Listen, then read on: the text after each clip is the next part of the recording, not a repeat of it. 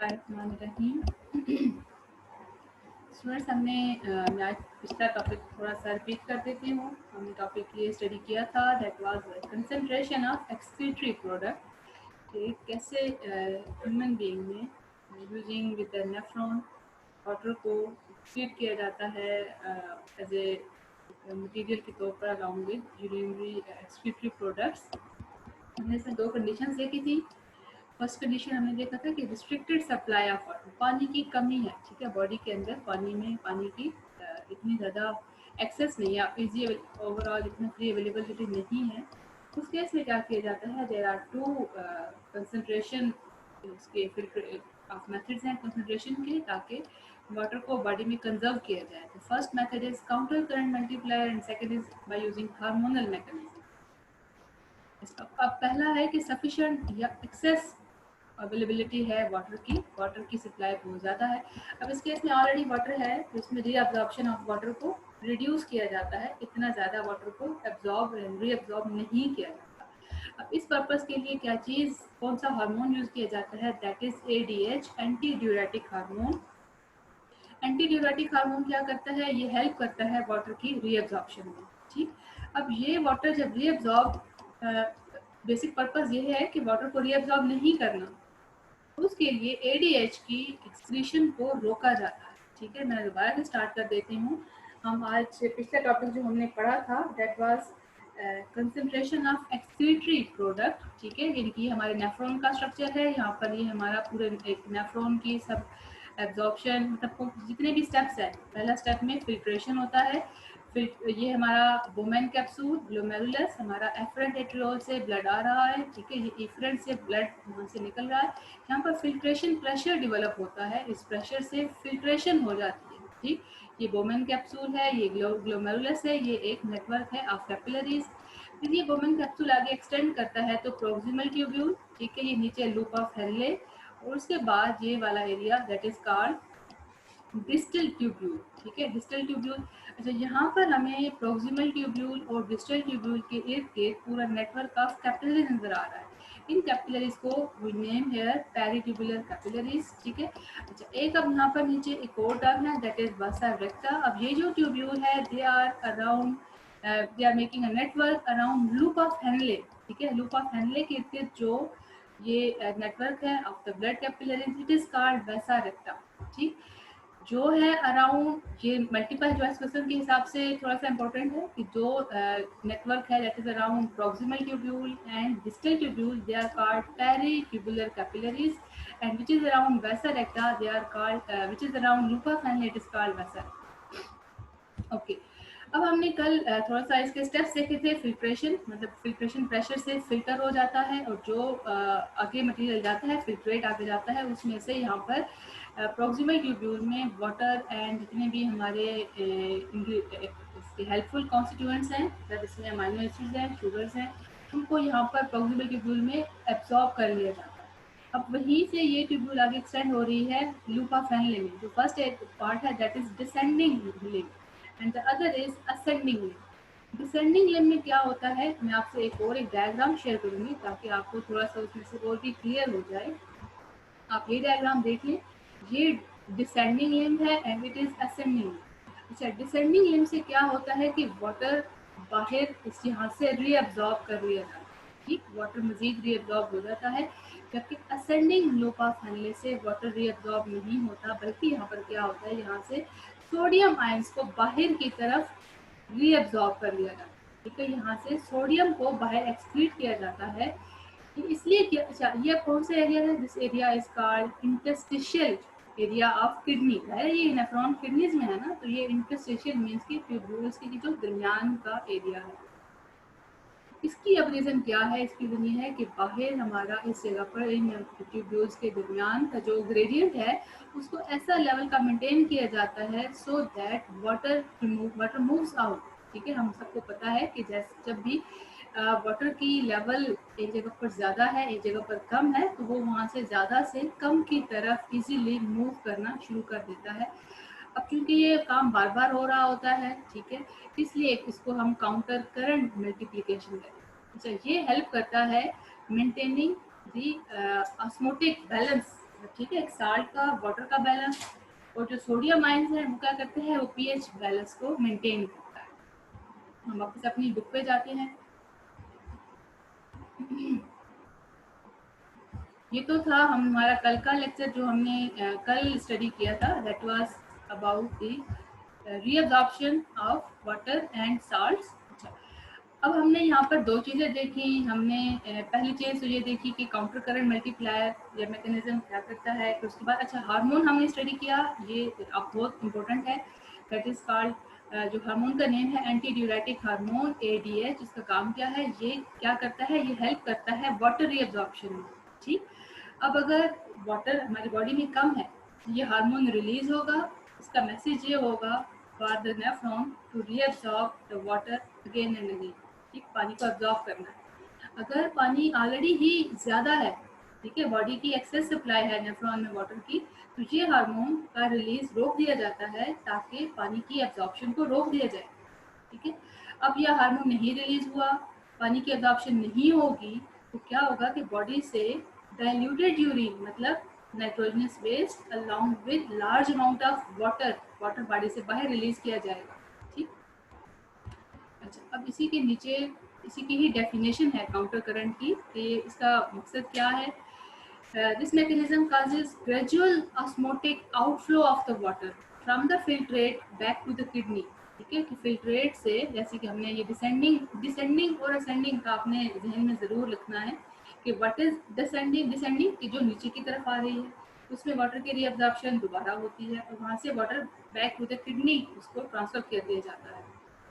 अब जो ascending लूपा family, जो लूपा फैमिली की लिम्फ ऊपर की तरफ जा रही है, it does not allow outflow of the water from the filtrate. वो फिल्ट्रेट से वाटर को अब्जॉर्ब नहीं करेगा, बल्कि वो क्या करता है, वो वहाँ से क्या करता है, सोडियम आयंस को ट्रांसपोर्ट करता है। ठीक है, मैं यहाँ से इसी डायग्राम में ही आपको बता देती हूँ कि ये जो डिसेंडिंग लूपा फैमिली है, it helps in the water reabsorption descending, while जो असेंडिंग लूपा फैमिली है, ये यहाँ से वाटर की रीअब्जॉर्प्शन नहीं होती, बल्कि यहाँ से सोडियम आयंस को, यहाँ पर जो इंटरस्टिशियल एरिया है, यहाँ पर सोडियम आयंस को भेज दिया जाता है। कि क्यों किया जाता है, to promote to maintain osmotic balance of the nephron और इसका जो किडनी का इंटरनल। ये तो हमने ये देख लिया। अब यहाँ पर हमने एक दो हार्मोन्स देखने हैं, दोनों हार्मोन्स को मैं थोड़ा सा आपको एक्सप्लेन करती हूँ कि इनका काम क्या है। अब सोडियम को जो सोडियम आयंस के जो हमारे असेंडिंग लूप ऑफ हेनले से उसको एब्जॉर्ब किया जाता है, ये कौन सा हार्मोन है, ये आपने ज़हन में रखना है। This is done by aldosterone. ये हार्मोन कहाँ से सिक्रीट होता है, एड्रिनल कॉर्टेक्स से। एड्रिनल कॉर्टेक्स कौन सा एरिया है, अपने बैक आप अपनी डायग्राम पे चले जाएं, पेज नंबर जो हमारी किडनी का पेज है, पेज नंबर 13, मैं आपको दिखा देती हूँ। हमने ये एरिया पढ़ा था कॉर्टेक्स का। ठीक है, दिस इज कॉल्ड एड्रिनल, ये एड्रिनल कॉर्टेक्स। एड्रिनल वर्ड हमेशा किडनी के लिए यूज होता है, और कॉर्टेक्स तो हमने ये एरिया देखा है। ठीक है, this is cortex and this is medulla. अब ये इस एरिया से एल्डोस्टेरोन हार्मोन इज रिलीज। इसका काम क्या है, एल्डोस्टेरोन हार्मोन का काम ये है कि सोडियम आयन, ये बार बार ध्यान में रखना है कि एल्डोस्टेरोन हार्मोन हमारे रिलीज हो रहा है फ्रॉम द एड्रिनल कॉर्टेक्स। तो इसका काम क्या है, एल्डोस्टेरोन का काम ये है कि सोडियम आयंस को अपटेक करना है in the ascending loop of. अच्छा, अब दूसरी बात, हमने दूसरा हार्मोन पढ़ा ADH, हमने इसको पीछे भी देखा था। This is anti diuretic hormone. इसका काम हमने इसका जो भी फंक्शन है वो भी हमने पीछे देखा है कि इसका काम क्या है। It helps in transporting the water, ठीक है, from filtrate in the collecting tubule back to the kidney. Water को एब्जॉर्ब या ट्रांसपोर्ट करने में इसका रोल है। हमने पहला हार्मोन देखा एल्डोस्टेरोन, दूसरा हमने देखा ADH। एल्डोस्टेरोन का काम क्या है, सोडियम आयन में इसका रोल है। ठीक है, Uptake of sodium ion. ADH का काम क्या है, ADH का काम हमने पीछे भी देखा, दिस हेल्प्स इन ट्रांसपोर्टिंग और reabsorbing the water from the filtrate. Filtrate वो है कि जो हमारे सभी ट्यूब्यूल्स में से पास हो रहा है, proximal tubule, leukocyte, distal tubule and then at the last collecting tubule। बस 2 हार्मोन्स आपने अपने ज़हन में रखने हैं। मतलब ये कंसंट्रेट करने में, कंसंट्रेशन को कौन सी दो मैकेनिज्म है। हमने एक मैकेनिज्म पढ़ा काउंटर करंट मल्टीप्लायर। अब इस काउंटर करंट मल्टीप्लायर के भी फंक्शन को आप अगर ओवरऑल देखें तो इसको भी हार्मोन्स कंट्रोल कर रहे हैं। डिसेंडिंग लूप ऑफ फैलने से वाटर की रीअब्जॉर्प्शन को कौन सा हार्मोन कंट्रोल कर रहा है? एडीएच। और असेंडिंग लूप ऑफ फैलने से सोडियम आयन के अपटेक को कौन सा हार्मोन कंट्रोल कर रहा है? This is called aldosterone. अब ये कहाँ से रिलीज हो रहे हैं, इनकी लोकेशन आप जेल में रख लें तो अच्छी बात है, नहीं याद होता तो चलिए आहिस्ता आहिस्ता अगले हमारे चैप्टर में नेक्स्ट इन्हीं के बारे में डिटेल मेंशन है, आपको ये वहाँ से भी डिटेल में स्टडी करवाऊंगी। अच्छा, अब कॉर्टेक्स टू इनर मेड्यूला में से जैसे ही ये हमारे यूरिन पास होता है तो वो कंसंट्रेशन उसकी बढ़ती चली जाती है, इसी वजह से हाइपरटोनिक यूरिन फॉर्मेशन होती है in the lungs. Okay. So the next topic is kidneys as osmoregulatory organ. It means कि कैसे हमारी किडनी हमारे साल्ट के बैलेंस को और हमारे वाटर के बैलेंस को कंट्रोल करती है, और इसके बेस करते हुए कि बॉडी में वाटर सप्लाई कितनी है, उसी के अकॉर्डिंगली हाइपोटोनिक या हाइपरटोनिक एनवायरनमेंट का यूरिन की फॉर्मेशन होती है और वो बॉडी से बाहर रिलीज किया जाता है। ये तो इसका रोल हो गया किडनी का as a osmoregulatory organ. So the main topic which we are going to study is kidney problem and the cures. ये एक काफ़ी कॉमन प्रॉब्लम हम अक्सर सुनते रहते हैं, अक्सर लोगों में किडनी स्टोन्स हो जाते हैं। किडनी स्टोन्स की क्या वजह है हम इसमें देखेंगे। यहाँ पर हम दो टर्म्स देखनी है, which is first one is hypercalcaemia, ठीक है, जैसे कि ये it is indicated by the name, and the other one is hyperoxaluria. Thalassemia, it is originated from the word calcium, and hyper means high level of calcium in the blood. अच्छा, stones बन जाते हैं kidney में, और ये इससे क्या होता है, ये देखें एक तो यूरिन के रास्ते में एक रुकावट पैदा कर रही है, मतलब इजीली उसका फ्लो नहीं होता, ठीक है।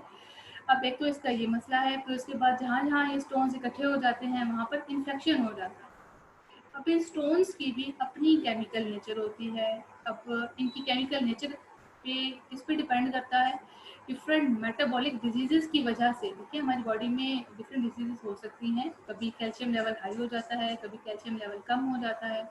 अब high level of circulating calcium ion ये एक प्रॉब्लम काज कर देता है, उसको हम नेम देते हैं हाइपरकैलेसीमिया।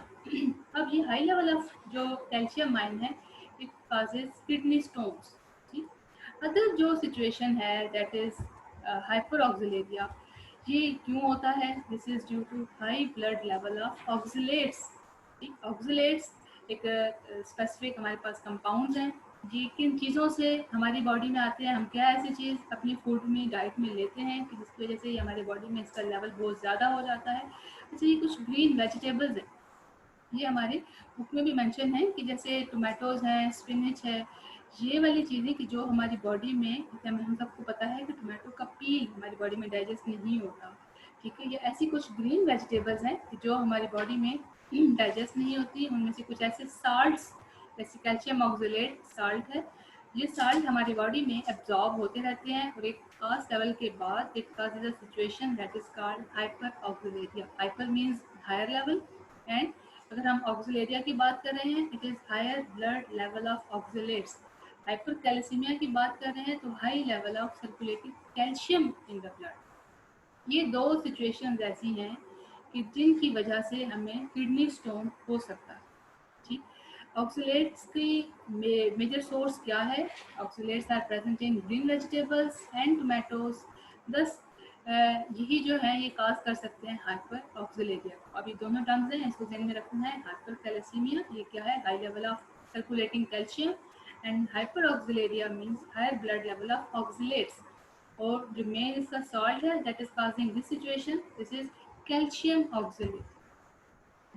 अब ये कुछ परसेंटेज हमारी बुक ने मेंशन की है कि कैल्शियम ऑक्सिलेट टाइप के मतलब कौन से स्टोन्स हैं हमारी बॉडी में सबसे ज़्यादा, किस केमिकल के स्टोन्स ज़्यादा पाए जाते हैं, ठीक।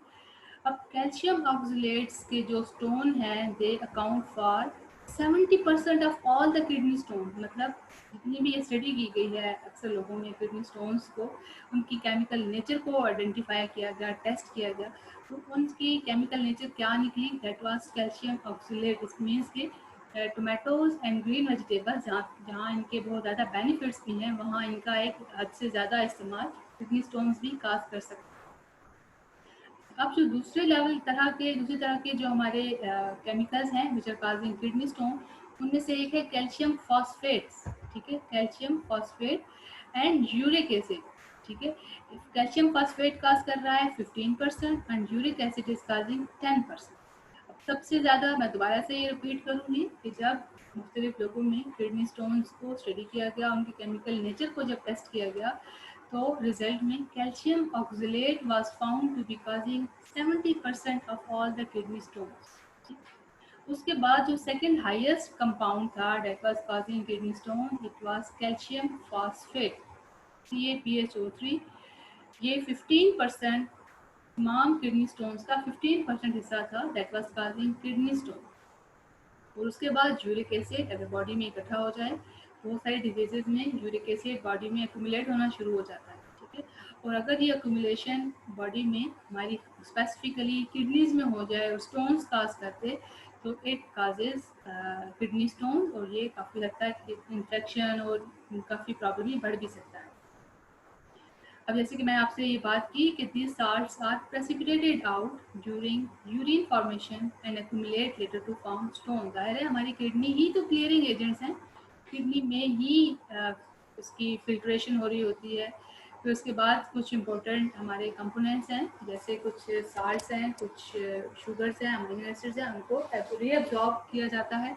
तो ड्यूरिंग रीअब्जॉर्प्शन वो वहीं पर प्रेसिपिटेट मतलब वहाँ पर वो केमिकल्स, वो साल्ट इकट्ठे होना शुरू हो जाते हैं। जब वो प्रेसिपिटेट होना शुरू हो जाते हैं और उसी जगह पर इनकी एक्यूमुलेशन होती रहती है, तो वहाँ पर ये इकट्ठे होकर किडनी स्टोन्स काज कर देती हैं। मैं दोबारा से इसी टॉपिक को थोड़ा सा ओवरव्यू करूँगी कि बहुत सारे सिचुएशंस में हमारी बॉडी में किडनी के प्रॉब्लम हम बेसिकली डिस्कस कर रहे हैं। The first problem is kidney stones. Kidney stones कैसे होता है और इसका मसला उसके रिजल्ट में क्या होता है कि जैसे एक नेम इंडिकेट्स कि ये स्टोन्स ट्यूब्यूल्स में, हमारे नेफ्रॉन्स में कहीं पर भी जाकर यूरिनरी ऑब्स्ट्रक्शन मीन्स कि यूरिन के रास्ते में कहीं पर भी रुकावट पैदा कर देता है, ठीक। और वहाँ पर इन्फेक्शन काज हो सकता है। इन्फेक्शन के रिजल्ट में बॉडी में काफ़ी प्रॉब्लम्स, मतलब पेनफुल एरिया और फिर उसके बाद फीवर और इस तरह के मिसाइल जनरेट हो सकते हैं। फिर इन स्टोन्स की हमने दो तरह की नेचर देखी, हाइपर कैल्सीमिया देखा, और नेक्स्ट टर्म वाज या second reason was hyper oxaluria. Hyper calcaemia, high level of chemical circulating calcium in the blood, जब कैल्शियम एक ख़ास हद से ज़्यादा हमारी बॉडी में हो जाती है।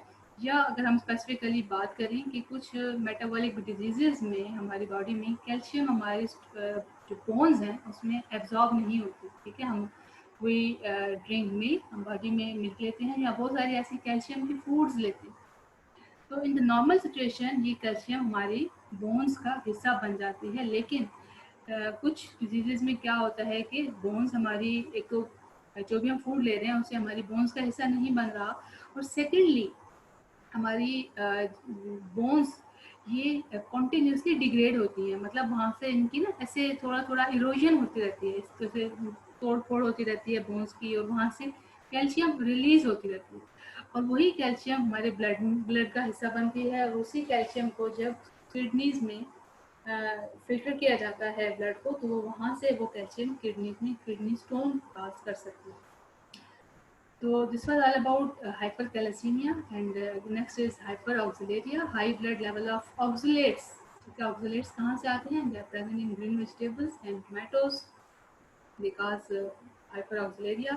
फिर उसके बाद कुछ हमने परसेंटेज किडनी स्टोन की नेचर को देखा कि 70% of all the kidney stones they were of calcium oxalate. 70% सबसे ज़्यादा किडनी स्टोन किन चीज़ों से बनते हैं या किस केमिकल से बने होते हैं? They are hyper oxalates. उसके बाद हमने कैल्शियम फॉस्फेट देखा, उसमें ये 15% इम्पार्ट करते हैं आफ्टर किडनी स्टोन्स, और उसके बाद 10% यूरिक एसिड। अच्छा, ये डायग्राम में आप देख रहे हैं, आपको ये किडनी स्टोन्स, किडनीज में किडनी स्टोन्स नजर आ रहे हैं, ठीक। ओके, सो एक हमने इसका क्योर फर्स्ट ऑफ ऑल देखना है, एक टर्म है लिथोट्रिप्सी। अच्छा, नॉर्मली पुराना तरीकाकार क्या था कि किडनी स्टोन्स को ओवरऑल कंप्लीट सर्जरी के थ्रू से इन स्टोन्स को रिमूव किया जाता था, लेकिन ये बड़ा पेनफुल प्रोसेस था। करेंटली क्या हो रहा है कि लिथोट्रिप्सी क्या है? दिस इज नॉन सर्जिकल ठीक है, without any surgery kidney stone से किडनी को रिमूव कर दिया जाता है। अच्छा, ये बेसिकली मैकेनिज्म क्या है? ये मैकेनिज्म इसको ऐसे यूज़ किया जाता है, इसका बेसिक फिनोमेना ये है कि बॉडी से बाहर किसी भी तरह की वेव्स को यूज़ किया जाता है। ठीक, it can be either X rays, ultrasound waves, ठीक है, मतलब एक खास किस्म की शॉक वेव्स बॉडी से बॉडी के बाहर किसी भी मशीनरी से बॉडी के अंदर उसको इंडल्ज किया जाता है। ठीक है, अब वो वेव्स क्या करती हैं? वो वेव्स बॉडी के अंदर, चाहे वो स्टोन्स बॉडी के किसी भी हिस्से में हो, किडनी में हो, ज़ाहिर है मतलब पूरा ये जो एरिया है एब्डोमेन में, किडनीज में, यूरिटर में, गॉल स्टोन्स आजकल एक ज़्यादा प्रॉब्लम है, गॉल ब्लैडर के अंदर स्टोन इकट्ठे हो जाते हैं, तो उन वेव्स से इन स्टोन्स को तोड़ा जाता है। ठीक है, इसको ब्रेक डाउन किया जाता है। इससे क्या होता है कि वो छोटे छोटे टाइनी पीसेस में या सैंड में कन्वर्ट हो जाते हैं। अब वो अपने साइज में जब छोटे हो जाते हैं तो they can be easily removed out from the body with the help of urine. मैं दोबारा से रिपीट करूंगी, लिथोट्रिप्सी क्या है? This is non surgical removal of kidney stone, मतलब कोई किसी किस्म की सर्जरी नहीं की जाती। ठीक है, दिस टेक्निक इज यूज, इसको हम कैसे यूज करते हैं? To break up the stone, stones को तोड़ा जाता है जो हमारे किडनी में होते हैं, यूरिटर में होते हैं या गॉल ब्लैडर में होते हैं। अब इसको करने के कौन कौन से प्रोसीजर हैं लिथोट्रिप्सी को परफॉर्म करने के? एक तो तरीका है कि extra corporeal shock wave lithotripsy, मतलब बॉडी से बाहर से मशीनरी को यूज करके वेव्स यूज की जाती हैं और उस वेव्स का टारगेट बॉडी के अंदर हमारी किडनीज, यूरिटर या गॉल ब्लैडर होता है, और जिस मशीनरी से high concentration of X rays, ठीक है, it can be either X rays और ultrasound waves are directed from the machine outside the body to the inside stone.